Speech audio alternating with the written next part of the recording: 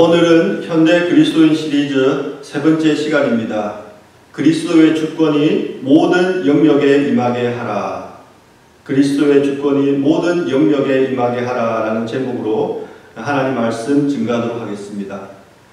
오늘 우리가 참고할 도서는 니콜라스 월터스토프의 정의와 평화가 입맞출 때까지입니다. 크리스천 센츄리라는 기독교 잡지에서 이 책에 대한 추천문을 이렇게 썼습니다. 이 책의 표지에 이 책이 당신을 변화시킬 수 있다는 경고문을 붙여야겠다. 이 책의 표지에 이 책이 당신을 변화시킬 수 있다는 경고문을 붙여야겠다. 만약 오늘 제 설교를 듣고 여러분 삶에 아무런 변화도 일어나지 않는다면 그것은 제가 오늘 설교를 잘못한 것입니다. 그런 분들은 꼭 책을 사서 읽어보시기 바랍니다. 제가 생각할 때에 우리가 이 책의 내용을 가장 잘 이해하는 방법은 이 책이 강연의 내용을 책으로 펴낸 것이라는 것을 염두에 두고 이 책을 읽는 것입니다. 책의 저자인 니콜라스 월터스토프는 현재 예일대학교 명예교수인데 1981년 네덜란드 암스테르담에 있는 자유대학교에서 이 책의 내용으로 강연을 했습니다. 당시 자유대학은 개교 100주년을 맞이하여서 그 대학의 설립자이자 네덜란드 수상을 지낸 아브라함 카이퍼를 기념하여 카이퍼 렉처라는 강연을 처음으로 개최했습니다. 이 카이퍼 렉처의 제1회 강연자로 니콜라스 월터스토프가 초대가 된 것입니다. 그러니까 카이퍼와 월터스토프는 서로 밀접한 연관이 있음을 우리가 추측할 수가 있습니다. 그러면 우리가 이 책의 내용을 잘 이해하기 위해서는 먼저 아브라함 카이퍼를 잘 알아야 됩니다. 아브라함 카이퍼는 어떤 사람입니까? 아브라함 카이퍼는 헤르만 바빙크, 비비 워필드와 함께 세계 3대 칼빈주의자로 불리는 사람입니다. 그러니까 쉽게 좀 정리해서 말씀을 드리면은 존 칼빈, 아브라함 카이퍼, 니콜라스 월터스토프 이렇게 세 사람이 각각 다른 시대를 살았지만 같은 신앙을 가지고 활동을 했던 인물임을 우리가 알 수가 있는 것입니다. 물론 존 칼빈은 초대 교부였던 성 어거스틴의 신학을 이어받은 사람입니다. 그래서 우리가 이 책을 잘 이해하기 위해서는 책의 저자인 니콜라스 월터스토프뿐만 아니라 아브라함 카이퍼, 존 캘빈, 그리고 성 어거스틴의 이 모든 사람들의 배경을 지식을 어느 정도 알고 있어야지만 이 책을 잘 이해할 수가 있습니다. 오늘 짧은 설교 시간에 제가 이 모든 사람들을 다 다룰 수는 없습니다. 그래서 이 책의 직접적인 배경이 되는 아브라함 카이퍼에 대해서 말씀을 드린 다음에 니콜라스 월터스토프와 그분의 신학 내용에 대해서 한번 말씀을 드리겠습니다. 그래서 오늘 설교는 크게 두 가지 설교, 아브라함 카이퍼와 니콜라스 월터스토프라는 이 두 설교를 한 번에 하는 것이기 때문에 다른 때보다 조금 분량이 많습니다. 먼저 아브라함 카이퍼입니다. 아브라함 카이퍼는 1837년 네덜란드 마슬라이스라는 곳에서 목회자 가정의 아들로 태어났습니다. 만 12세의 나이에 레이덴 대학교에 입학해서 그 대학에서 학사, 석사, 박사 모든 학위를 다 받았습니다. 그의 전공은 신학이었습니다. 26세의 나이에 아브라함 카이퍼가 신학 박사가 된 다음에 카이퍼도 목회를 했습니다. 하지만 카이퍼가 유명해진 이유는 목회 외적인 부분에서 다재다능한 그런 모습을 보였기 때문입니다. 그는 신문사를 설립하고 대학교를 설립하고 교단을 설립하고 정당을 설립했습니다. 그리고 1901년부터 1905년까지는 네덜란드의 총리로도 활동을 했습니다. 그는 많은 어록을 남겼는데 그 중에서 가장 유명한 말은 1880년 10월 20일 그가 암스테르담 자유대학교를 설립하면서 그 대학에서 개교 연설을 하면서 한 말일 것입니다. 우리 인간 삶의 모든 영역에서 만유의 주제이신 그리스도께서 나의 것이다 라고 외치지 않는 영역은 한치도 없습니다. 다시 한번 읽어드립니다. 우리 인간 삶의 모든 영역에서 만유의 주제이신 그리스도께서 나의 것이다 라고 외치지 않는 영역은 한치도 없습니다. 이것을 간단하게 영역 주권이라고 말합니다. 이 영역 주권이 바로 오늘 설교를 이해하는 열쇠가 됩니다. 그런데 우리가 이 아브라함 카드가 말한 영역 주권에 대해서 알아보기 전에 한 가지 점검해야 될 일이 있습니다. 그것은 이 영역 주권이 과연 성경적인 것인가, 아니면 그냥 한 신학자가 자신의 주장을 편 것에 불과한 것인가, 이것부터 따져봐야 하는 것입니다. 제가 오늘 성경 본문을 한번 읽어보겠습니다. 로마서 11장 36절의 말씀입니다. 이는 만물이 주에게서 나오고 주로 말미암고 주에게로 돌아갑니다. 그에게 영광이 세세에 있을지어다. 아멘. 영어 성경으로도 제가 한번 읽어보겠습니다. For from him and through him and to him are all things. To him be the glory forever. Amen. 두 성경 버전을 읽었을 때 가장 먼저 눈에 띄는 것이 무엇입니까? 한글 성경과 영어 성경의 차이점이 있지요. 가장 먼저 눈에 띄는 것은 주님에 대한 강조입니다. 영어 성경에서는 주님이, 즉 하나님이 먼저 나옵니다. 그리고 만물이 문장의 제일 끝에 나옵니다. 무슨 말입니까? 영어 성경에서 강조하는 것은 만물이 아니라 만물의 창조자이신 주님이라는 것입니다. 이것은 헬라어 원문에서도 영어 성경과 같은 어수를 가지기 때문에 주님을 강조하고 있다는 것을 우리가 알 수가 있습니다. 영어 성경에서는 만물을 all things, 모든 것이라고 번역을 했습니다. 이것은 인간 삶의 모든 영역을 포함해서 그보다 더 큰 개념의 모든 것을 의미합니다. 그런데 성경을 보니까 주님으로부터 만물이 나오고 주님으로 말미암아 만물이 존재하고 있고 주님으로 만물이 돌아간다, 이렇게 지금 말하고 있는 것입니다. 과연 이것은 무슨 의미일까요? 웨스트민스터 신학교에서 조직신학을 가르쳤던 존 머리라는 교수님이 있습니다. 한국에서는 이분의 이름을 가지고 유머스럽게 잔머리, 잔머리 이렇게 이름을 부르곤 했습니다. 이분이 로마서 주석에서 이 구절에 대해서 다음과 같이 설명을 했습니다.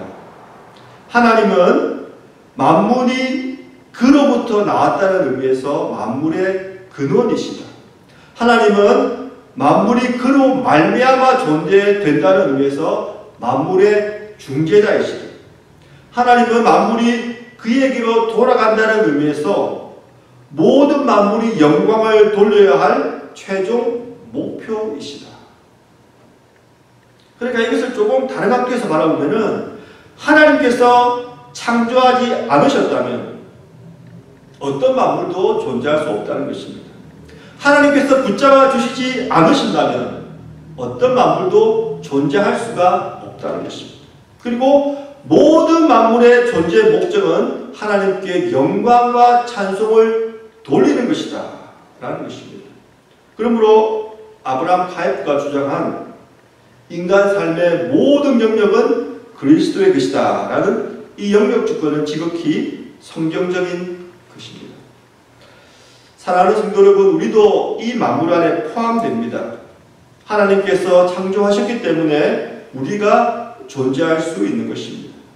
하나님께서 우리를 붙들어 주시기 때문에 우리가 지금 존재하고 있는 것입니다. 그리고 우리 삶의 궁극적인 목표는 하나님께 영광과 찬송을 돌리는 것입니다.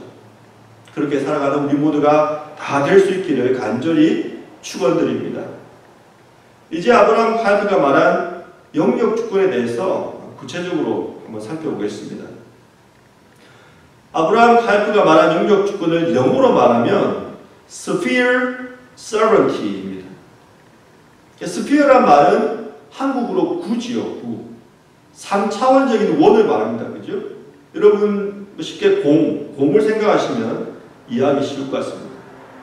구는 3차원 도형과 다르게 그 중앙에 가장 중앙에 그 중심이 있습니다. 그런데 그 구의 중심, 그 영역의 중심이 바로 그리스도라는 것입니다. 이것은 그리스도를 중심으로 그 영역 안에 있는 모든 것들이 활동해야 된다는 것을 의미하는 것입니다. 그런데 아브라함 카이프는 인간 사회에는 다양한 영역들이 있다고 말했습니다. 예를 들면 가정, 교회, 국가, 정치, 경제, 교육, 예술, 스포츠 이런 것들이죠. 그리고 각각의 영역들은 구별이 되어야 되지만 각 영역의 주권은 그리스도에게 있다. 이렇게 말한 것입니다. 이것이 아주 중요한 대목입니다. 각각의 영역은 구별되어야 한다. 이것을 조금 이해하기가 쉽습니다. 제가 예를 하나 소개해 드리겠습니다. 이 예는 플러신학교 총장을 지낸 리차드 마우 교수님이 쓴 책 개인적으로 간략하게 소개하는 아브라함 카이퍼라는 그 책에 나오는 내용입니다. 각기 다른 세 가지 관계를 맺고 있는 여성과 한 남성이 있다고 생각해 봅시다. 그 여성은 한 젊은이의 어머니입니다. 그리고 그 여성은 가족이 다 함께 다니는 그 교회의 장로입니다. 그리고 그 여성은 그녀의 아들이 교수로 있는 대학의 총장입니다. 그런데 그 여성의 젊은 아들이 심각한 범죄를 저질렀습니다. 그녀는 대학의 총장으로서 그를 해고해야 합니다. 그리고 교회의 장로로서 그를 징계하는 데 동참해야 합니다. 하지만 그녀는 어머니로서 여전히 자신의 아들을 사랑하고 있습니다. 비록 아들이 잘못했지만 아들과의 관계를 결코 끊으려고 하지 않습니다. 당연한 말이지요. 만일 그 젊은이가 어머니에게 엄마, 어떻게 나를 교수직에서 해임시킬 수가 있어요? 나는 당신의 아들이잖아요. 라고 항의를 한다면 그 젊은이는 영역들의 경계를 허물고 있는 것입니다. 이렇게 각각의 영역이 구별되어야 한다는 것은 쉽게 이해할 수가 있습니다. 그녀가 범죄를 저지른 아들의 어머니라고 해서 대학의 총장으로서 교회의 장로로서의 역할에 영향을 받으면 안 된다는 것은 우리 모두가 인정할 수가 있기 때문입니다. 각 영역의 주권은 그리스도에게 있다. 각 영역의 주권은 그리스도에게 있다. 그럼 이것은 어떻게 우리가 이해할 수 있을까요? 우리 삶의 각 영역, 그 영역에서 그리스도의 주권이 지금 실현되고 있습니까? 우리의 가정과 우리의 교회와 우리의 국가와 우리의 정치와 우리의 경제와 우리의 교육과 우리의 예술과 우리의 스포츠 등 이 모든 영역에서 그리스도의 주권이 그 영향을 미치고 있습니까? 만약 그렇지 않다면 이것을 우리가 어떻게 이해해야 할까요? 영역 주권을 잘 이해하기 위해서는 죄로 인한 인간의 타락에 대해서 먼저 이해를 해야 합니다. 아브라함 카이퍼는 이 부분에 대해서 존 칼빈의 영향을 받았습니다. 칼빈의 신학 사상은 흔히 튤립이라는 단어로 표현됩니다. 이 튤립은 영어의 5가지 앞글자를 조합해서 만든 단어입니다. T는 total depravity, 전적 타락. U는 unconditional election, 무조건적 선택. L은 limited atonement, 제한 속죄. I는 irresistible grace, 저항할 수 없는 은혜. P는 preservation of the saints, 성도의 견인.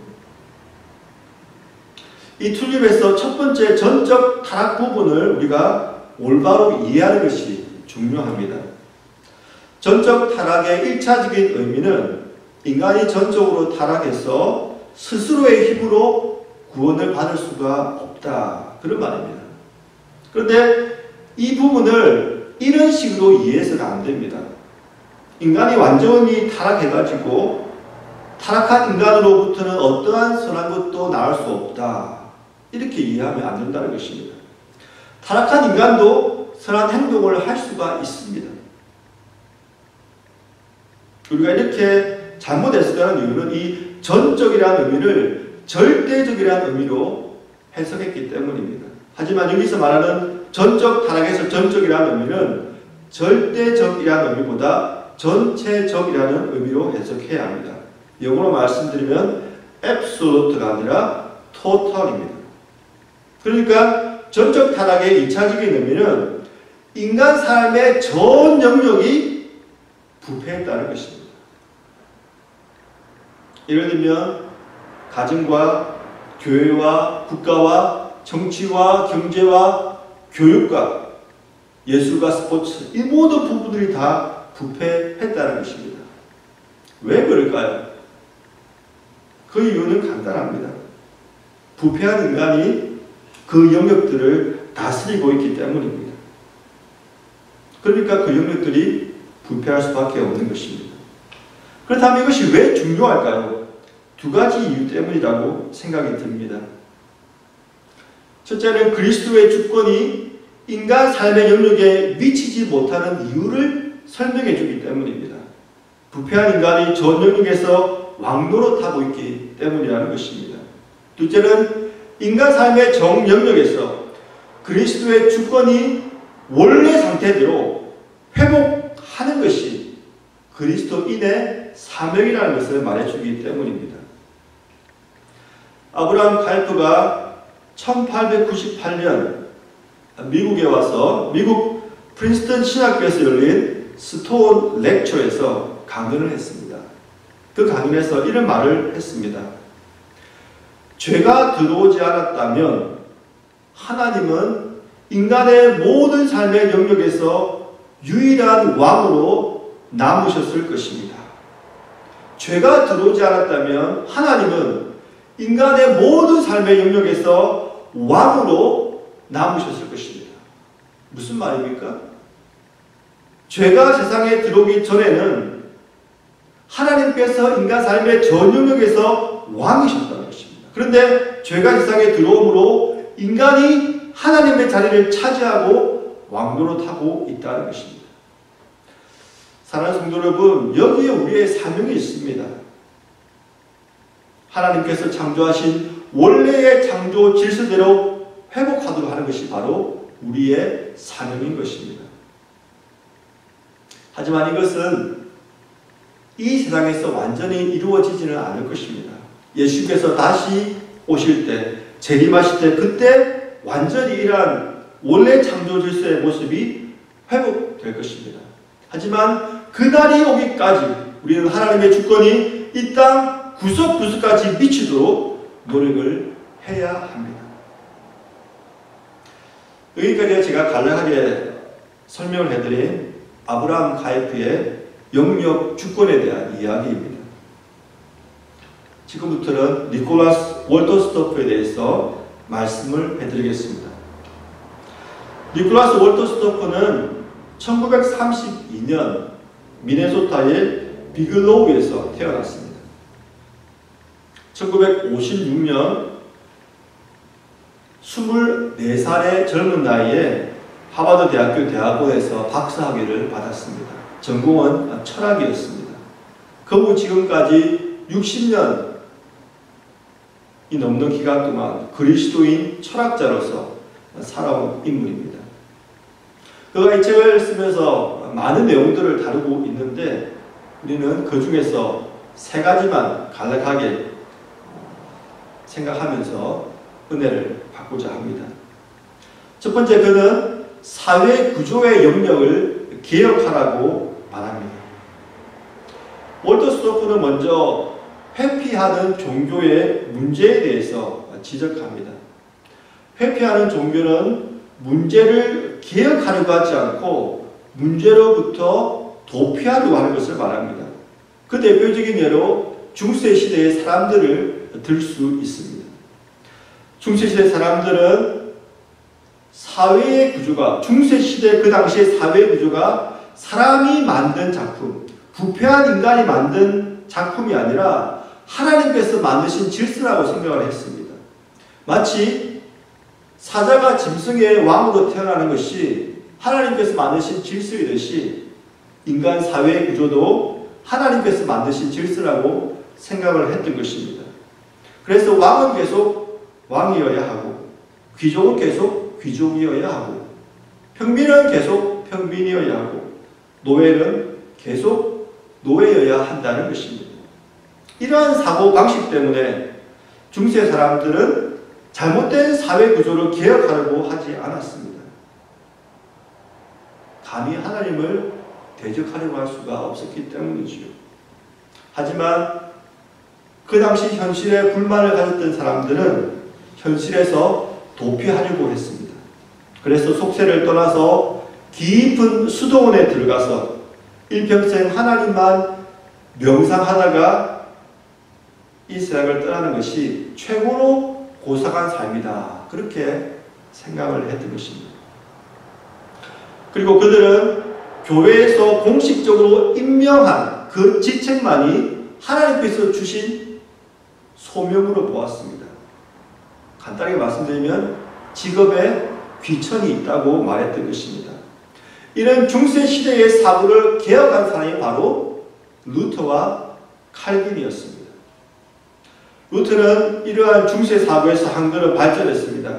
루터는 이렇게 말했습니다. 모든 직업이 하나님께서 주신 소명이다. 즉 직업에는 귀천이 없다. 이렇게 말한 것입니다. 하지만 칼빈은 여기에서 한 걸음 더 발전했습니다. 하나님께서 주신 소명을 따라 자신에게 맞는 직업을 찾아야 한다. 이것은 직업에는 귀천이 없을 뿐만 아니라 잘못된 사회 구조도 개혁하려고 한 것입니다. 사랑하는 성도 여러분, 이 두 사람의 차이점을 이해하시겠습니까? 루터는 중세 사고에서 한 걸음 발전을 하긴 했지만 여전히 중세 사람으로 머물러 있었던 것입니다. 그는 그 사회의 구조를 바꾸려고 하진 않았습니다. 여전히 중세 사회의 질서를 존중한 사람이었습니다. 월터스토크의 설명을 한번 들어보겠습니다. 루터는 여전히 사회의 전반적인 직업 구조를 하나님이 정하신 것으로 생각했지 우리가 만든 것으로서 필요할 때에는 재조정할 수 있는 것으로 보지 않았다. 그러니까 루터는 한 단계 발전된 중세 사고를 가진 사람이었습니다. 하지만 칼빈은 달랐습니다. 칼빈은 부패한 인간이 만든 잘못된 사회 구조는 얼마든지 바꿀 수 있다고 생각한 것입니다. 어떻게 이런 생각을 할 수 있었을까요? 바로 그의 신학 때문입니다. 우리가 조금 전에 살펴본 대로 인간의 전적 부패, 여기서부터 그의 신학이 출발했습니다. 인간의 부패로 말미암아 잘못된 사회 구조가 생겼기 때문에 그 구조는 개혁을 할 수 있을 뿐만 아니라 마땅히 개혁해야 된다. 이렇게 본 것입니다. 하나님께서 정하신 질서가 아니니까 당연히 개혁 가능하다고 본 것이지요. 이것이 올바른 신학이 중요한 이유입니다. 사랑하는 성도 여러분, 만일 우리 주위에 아직도 잘못된 사회 구조가 여전히 남아있다면 우리는 그것을 개혁할 수 있고 또 개혁해야 합니다. 그리고 아직까지 잘못된 사회 구조 속에서 고통당하는 수많은 나라들이 여전히 있습니다. 그 사람들을 위하여 우리가 기도하고 또 그들이 개혁할 수 있도록 우리가 도울 수 있으면 도와주어야 됩니다. 이것이 바로 그리스도의 주권이 인간 삶의 모든 면역에서 미치는 그런 모습이기 때문입니다. 둘째로 월터스도프는 경제 영역을 개혁하라고 말합니다. 월터스도프는 이 부분을 설명하면서 암스테르담 자유대학의 경제학과 그리고 사회철학과 명예교수인 보 하우츠바르트 이 교수의 이론을 참조해서 이 부분을 설명했습니다. 하우츠바르트는 먼저 크레마티스티케를 비판했습니다. 경제에 해당되는 헬라어에는 오이코노미아 그리고 크레마티스티케 이렇게 두 단어가 있습니다. 오이코노미아에서 영어 단어인 이카나믹스가 나왔습니다. 오이코노미아는 위탁된 자산을 이윤이 생기도록 잘 관리해서 거기서 일하는 모든 사람들이 생계를 유지할 수 있도록 돕는 그런 경제 행위를 말합니다. 하지만 크레마티스티케는 더 많은 이윤을 얻기 위해서 다른 사람들을 희생시키면서까지 이윤을 추구하는 그런 경제 행위를 말합니다. 하우츠바르트 교수는 서구 문명에서 경제라는 단어가 시간이 흐를수록 오이코노미아에서 크레마티스티케 쪽으로 흐르게 되었다고 비판을 한 것입니다. 그러니까 개인의 영역에서는 이윤 추구가 모든 사업의 유일한 목표가 되어버렸고 국가 영역에서는 국민의 총 생산이 또 그것을 정리하는 것이 유일한 목표가 되어버렸다는 것입니다. 그 결과 경제 성장이 모든 가치와 규범 위에 군림하고 말았습니다. 이러한 경제 성장을 하우츠바르트는 하나의 우상 숭배라고 보았습니다. 왜냐하면 어느 정도 가치 있는 것을 궁극적인 가치로 취급해버렸기 때문입니다. 사랑하는 성도 여러분, 그렇다면 무엇이 경제 영역에서 최종 목표가 되어야 됩니까? 월터스도프는 모든 경제 활동이 정의와 평화를 이루는 것이 되어야 된다고 설명합니다. 왜냐하면 그것이 그리스도께서 통치하시는 모습이기 때문입니다. 이 정의와 평화, 이 부분에 대해서는 제가 설교 말미에 설명을 해드리도록 하겠습니다. 마지막으로 월터스도프는 빈곤의 문제를 개혁하라고 말합니다. 월터스도프는 사회 구조의 영역과 경제 영역에 대해서 다룬 다음에 이제 빈곤의 문제로 넘어옵니다. 월터스도프는 먼저 빈곤이 하나님의 뜻이 아니라는 것을 강조했습니다. 그의 말을 한번 들어보겠습니다. 한 사회에 가난한 자들이 있다는 사실은 그분의 뜻에 어긋나는 일이다. 왜냐하면 그분의 나라가 완성되면 가난한 자가 전혀 없을 것이기 때문이다. 그분이 완전히 이루실 그 나라가 되면 가난한 자가 전혀 없을 것이기 때문에 이 땅에 존재하는 이 가난의 문제는 그분의 뜻에 어긋난다는 것이죠. 그리고 그는 우리가 사는 이 세상에 대량 빈곤이 있다는 것은 교회와 인류의 치욕이라고 말했습니다. 그의 말을 한번 들어보겠습니다. 교회와 인류의 치욕은 대량 빈곤 자체만이 아니다. 더 심각한 문제는 이러한 비참한 빈곤 문제가 오늘날 불가피한 것이 아니라는 점에 있다. 아니, 이보다 더 심각한 문제는 빈곤한 사람들의 수만큼 전례 없는 풍요를 누리는 자들이 있다는 점이다. 풍요 속에 가난이 있고 빈부의 격차가 더 벌어지고 있는 현실, 이것이 바로 우리의 치욕이다. 그 다음에 중요한 말을 합니다.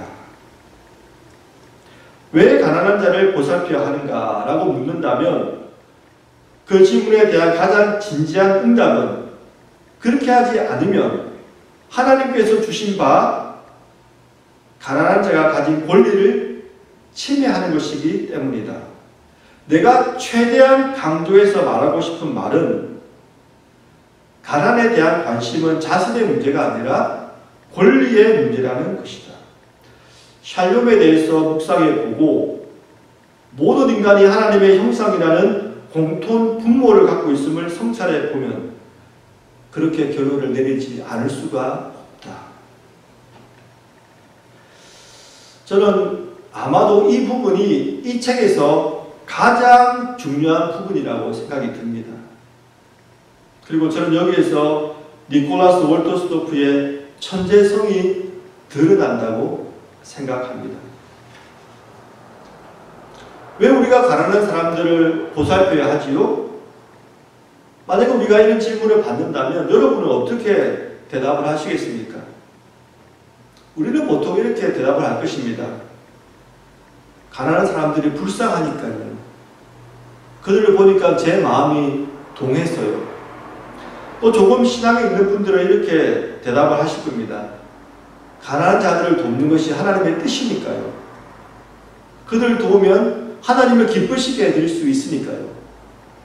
보통 이러한 답이 대부분일 것입니다. 그러나 월터스토프는 그렇게 대답하지 않았습니다. 이것을 하나님께서 주신 권리의 문제라고 대답을 한 것입니다. 사랑하는 성도 여러분, 권리가 무엇입니까? 표준국어 대사전을 찾아보니까 이렇게 설명을 했습니다. 어떤 일을 행하거나 타인에 대하여 당연히 요구할 수 있는 힘이나 자격. 그러니까 부자가 가난한 사람들을 보살피지 않는다는 것은 가난한 사람이 당연히 요구할 수 있는 것을 누리지 못하게 하는 것이라는 것입니다. 사랑하는 성도 여러분, 왜 그럴까요? 그 해답이 바로 이 책의 제목입니다. 정의와 평화 때문이라는 것입니다. 제가 이 부분만 설명을 해드리고 말씀을 맺도록 하겠습니다.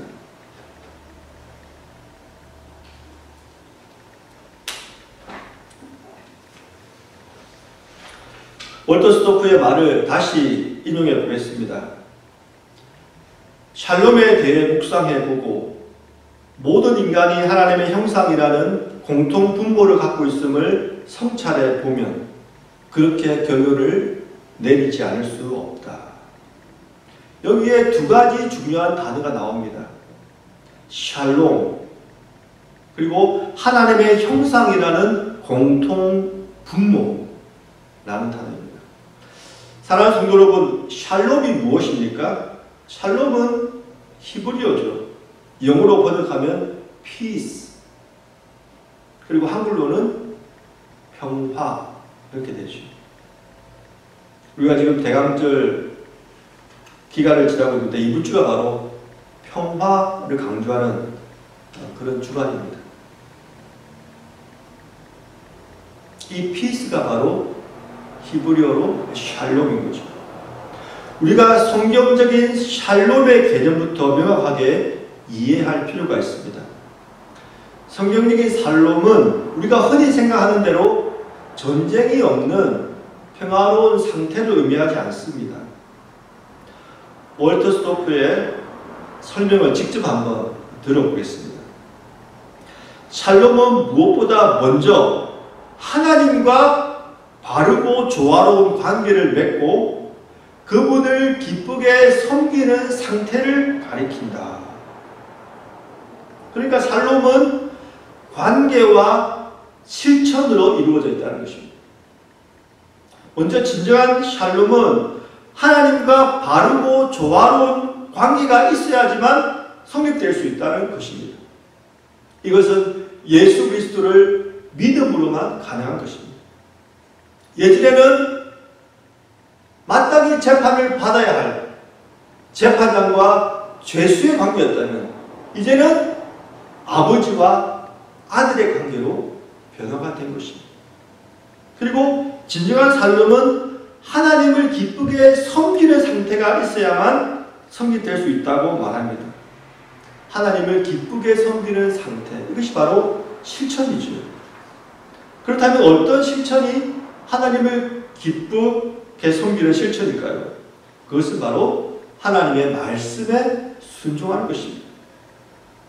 하나님의 뜻에 불순종하면서 하나님과 진정한 샬롬을 기대할 수는 없지 않겠습니까?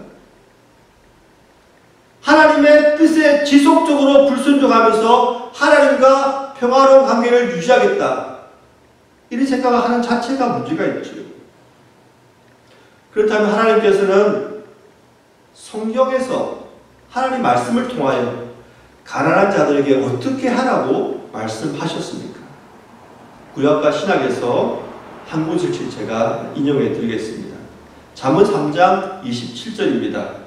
네 손이 선을 베풀 힘이 있거든 마땅히 받을 자에게 베풀기를 아끼지 말라. 요한일서 3장 17절입니다.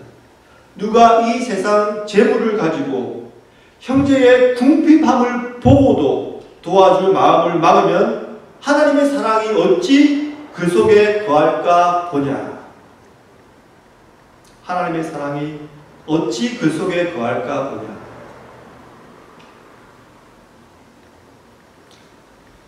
사랑하는 성도 여러분, 우리 손에 베풀 힘이 있으면 그것을 가난한 자들에게 베풀어야 된다는 것입니다. 우리 손에 세상 재물이 있으면 그것으로 궁핍한 자들을 도와줘야 된다는 것입니다.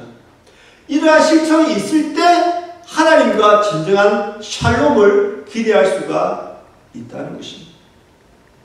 그렇다면 두 번째로, 하나님의 형상이라는 공통 분모, 이것은 무엇을 말할까요? 이것은 이 책의 제목 중 하나인 정의에 대해서 말하는 것입니다. 월터 스토프의 설명을 들어보겠습니다. 정의는 샬롬의 필수 요소이다. 그 이유는 샬롬이 윤리적 공동체이기 때문이다. 설사 미국의 모든 흑인이 노예 상태에 만족하고 있었다 하더라도 샬롬은 성취될 수 없었다. 샬롬은 윤리적 공동체이기에 정의가 결여되었을 때 상처를 입기 때문이다. 무슨 말입니까? 한번 이 부분을 유심히 보십시다. 과거 미국의 흑인들이 노예 상태였을 때 그들이 그 상태에 만족했다 하더라도 샬롬은 성취될 수 없었다. 왜냐하면 흑인이 노예 상태로 있는 것은 정의에 어긋나기 때문에, 정의가 결여되어 있기 때문에 그렇다는 것입니다. 어떤 분은 이런 질문을 할 수도 있을 것 같습니다. 흑인 노예들이 만족했다면 그것으로 괜찮은 것이 아닙니까? 월터 스토프는 아니라고 말합니다. 왜냐하면 하나님의 형상으로 창조된 인간이 노예로 산다는 것은 하나님께서 원하시는 정의가 아니기 때문이라는 것입니다.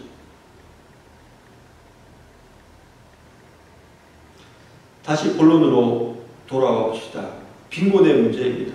우리가 빈곤의 문제도 똑같은 관점으로 접근을 해야 된다는 것입니다. FAO,